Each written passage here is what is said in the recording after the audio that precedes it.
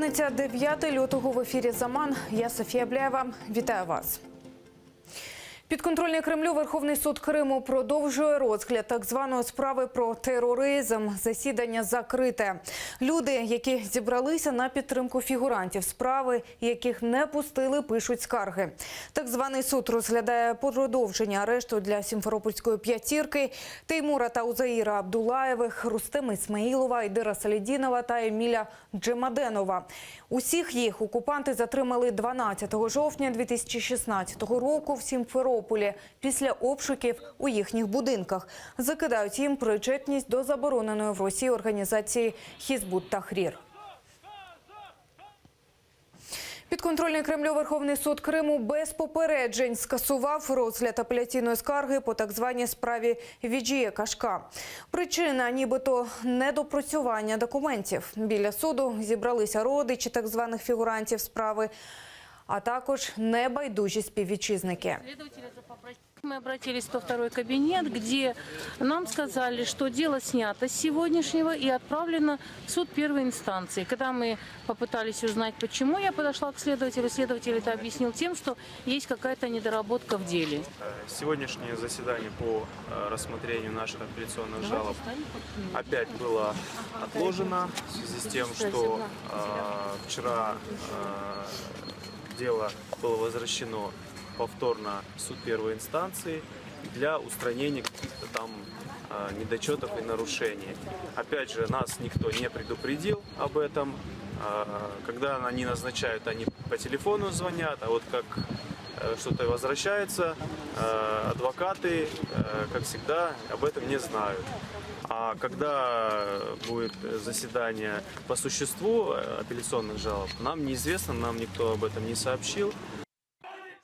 Бекіра Дегерменджі, Асана Чапуха, Кязима Аметова та Руслана Трубача окупаційні силовики затримали торік, 23 листопада. Їх звинуватили у здирництві. Під час так званої спецоперації ОМОНівців стало зле ветерану національного руху кримських татар Віджія Кашка. У той день її серце зупинилося у кареті швидкої. Фігуранта справи Віджія Кашка Кязима Аметова утримують в СІЗО на підставі підробленої постанови суду. Про це заявив його адвокат Еміль Курбедінов. Каже, термін запобіжного заходу для його підзахисного сплив майже місяць тому, а судового засідання щодо його подовження не було. Нет ни одного решения суда, по крайней мере, я о нем не знаю, Казим Ага о нем не знает, в котором бы был он вписан как человек, которому продлили меру пресечения.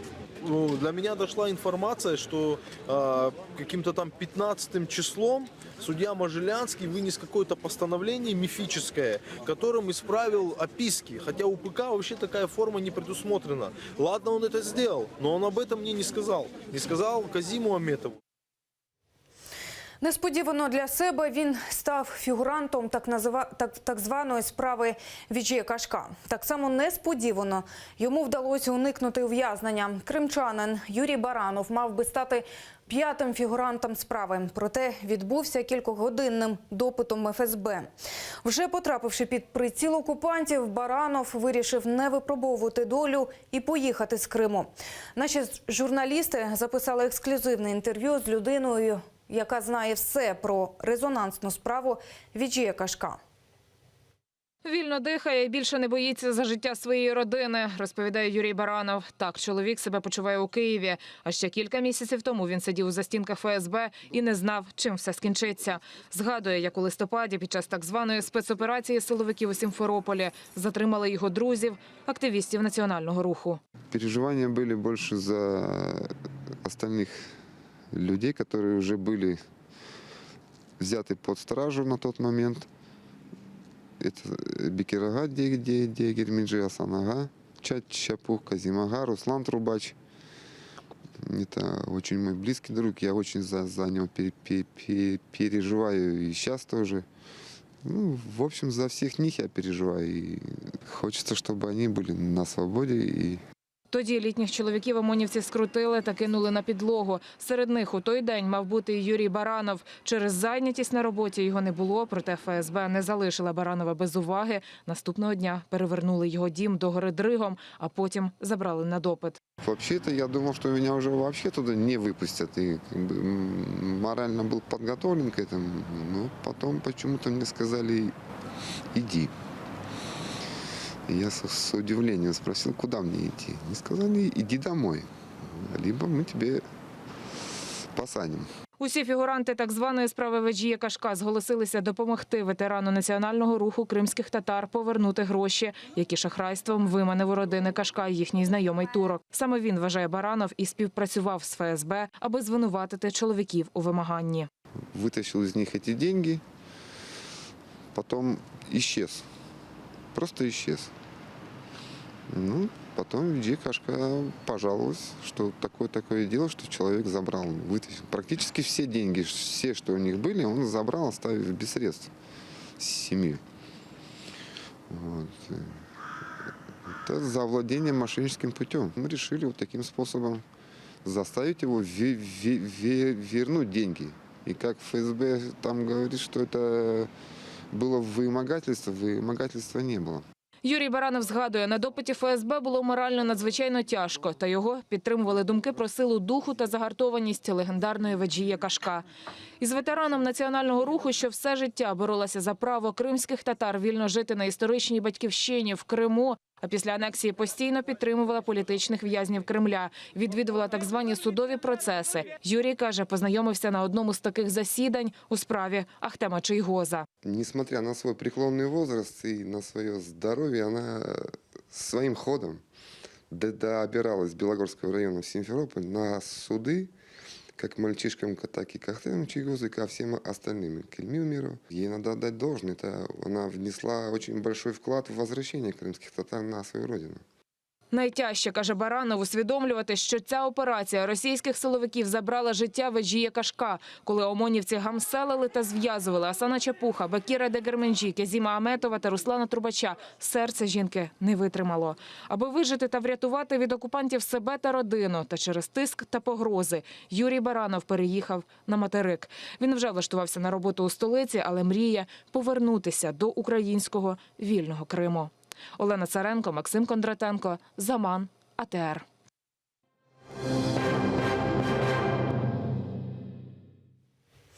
МЗС України вимагає від Росії негайно допустити українських або іноземних лікарів до бранця ФСБ Павла Гриба. Як розповів його батько, днями побачитися з його сином вдалося адвокату. Вона розповіла, що Павло погано виглядає, що він ще більше схуд, йому не надають медикаментів.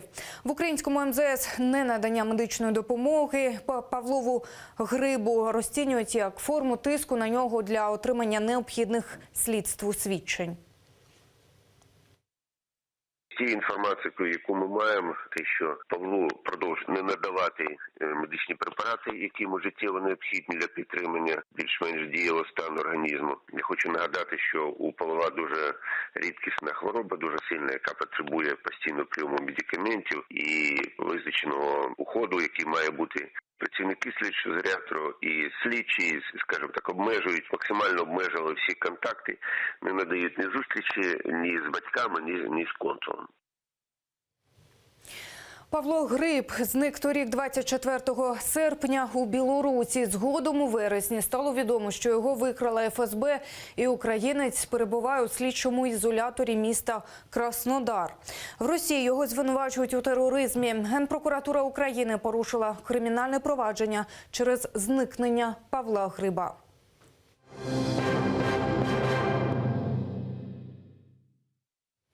Змішали з болотом. У так званій ЛНР днями показово знищили велику партію контрафактної червоної ікри.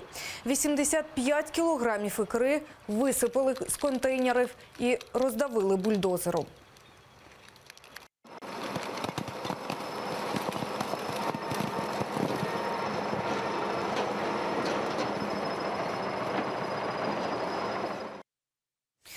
Кримчан закликають доносити на продавців продукції, яка в Росії під санкціями. З таким зверненням виступили у Россельхознагляді.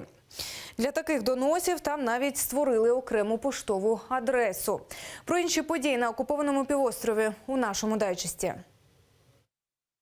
Тотальна мілітаризація. В окупованому Севастополі російське Міноборони забрало у місто популярний пляж в урочищі Батиламан. Тепер це закрита зона, туди заборонений прохід та проїзд. Місцеві жителі за поясненнями звернулися до міського парламенту. І депутати пояснили, у 2015-му екс-губернатор Севастополя Сергій Міняйло своїм розпорядженням передав російському Міноборони сотні гектарів землі, без визначення меж. Очевидно, пляж теж потрапив до тієї сотні гектарів. Забути все.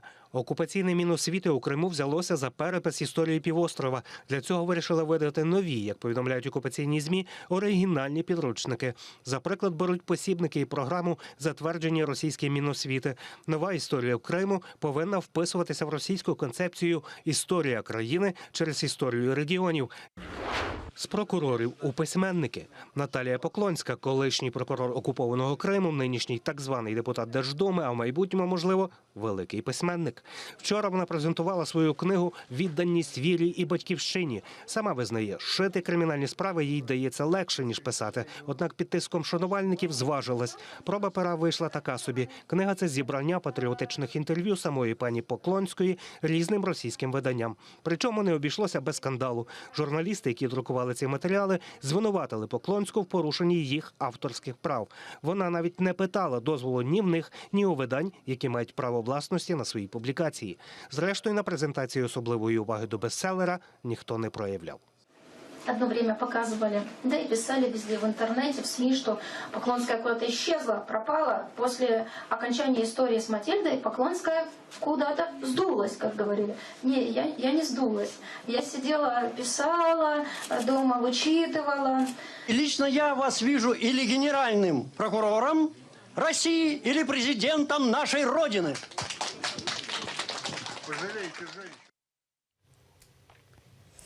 Вже за годину у Південній Кореї офіційно відкриваються 23-ті зимові Олімпійські ігри. Ображені російські вболівальники тим часом напередодні влаштували світове шоу на стінах будівлі перед штаб-квартирою Міжнародного антидопінгового комітету у Канаді. Таким чином вони висловили невдоволення недопуском до зимових Олімпійських ігор російських спортсменів, запідозрених у вживанні допінгу. Раніше 120 російських спортсменів дискваліфікували через допінг-скандал. А ті росіяни, хто все ж візьме участь у змаганнях, виступатимуть під нейтральним прапором та без гімну Росії. На цьому поки все. Вже за 45 хвилин ми повернемося у цю студію і розкажемо більше. Гарної вам п'ятниці. Будьте з АТR.